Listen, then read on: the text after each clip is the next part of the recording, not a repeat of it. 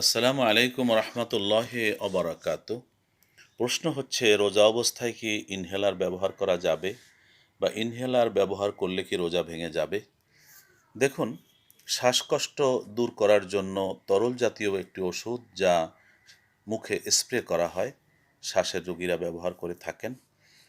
বিষয়টি হচ্ছে, এই যে ওষুধ, এই ওষুধের কণা, সূক্ষ্ম কণা আহ, শ্বাসনালী দিয়ে, গলা দিয়ে ভিতরে প্রবেশ করতে পারে।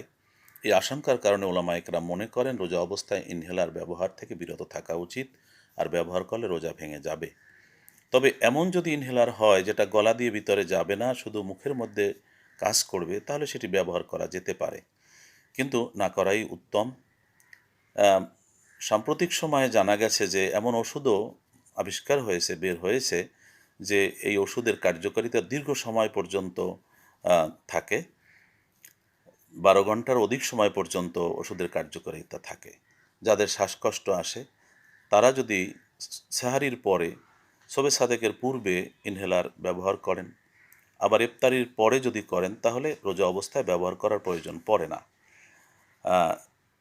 যেহেতু ওষুধটি জরুরি হয়ে গেলে ব্যবহার করতে হবে, জীবন বাঁচানো হচ্ছে গুরুত্বপূর্ণ, সেজন্য জীবন বাঁচানোর দরকার হলে ব্যবহার করবেন।